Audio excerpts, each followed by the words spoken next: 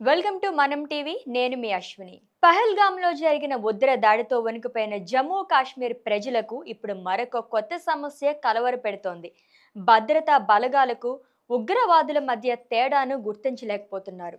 ఎందుకంటే పహల్గామ్ దాడిలో పర్యాటకులపై ఉగ్రవాదులు ఇదే తరహాలో సైనిక దుస్తులను ధరించి కాల్పులకు పాల్పడ్డారని ప్రత్యక్ష సాక్షులు పేర్కొన్నారు. దీంతో ఆ దిశగా భద్రతా దళాలు దర్యాప్తును ప్రారంభించాయి.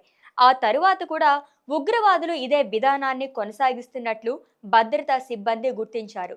తొలుత భద్రతా సిబ్బంది కూడా ఉగ్రవాదుల ముప్పును పసిగట్టడంతో ఇబ్బందులు ఎదుర్కొంటున్నారని తెలుస్తోంది.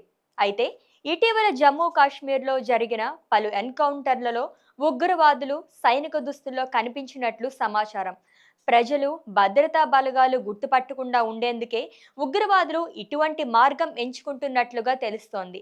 ఈ క్రమంలోనే భద్రతా బలగాలు ఉగ్రవాదుల కోసం వేట కొనసాగిస్తున్నారు. జనావాసాల్లో నివాసం ఉంటున్న పలువురు అనుమానితులను కూడా పోలీసులు అరెస్ట్ చేసినట్లు తెలుస్తోంది. అరెస్ట్ అయిన వాళ్ళకి లష్కరే తోయిబా లాంటి ఉగ్ర సంస్థలతో సంబంధాలున్నాయని సమాచారం. ఇక ఇలాంటి విధానం స్థానిక ప్రజలు భద్రతా బలగాల మధ్య విశ్వాసాన్ని దెబ్బతీసే ప్రమాదం కూడా ఉందని ఇంటెలిజెన్స్ వర్గాలు హెచ్చరిస్తున్నాయి. ఈ నేపథ్యంలో ఇప్పటికే పలు రాష్ట్రాలు సైనిక దుస్తులను పోలిన వస్త్రాల విక్రయాలపై ఆంక్షలు విధిస్తున్నట్లుగా సమాచారం.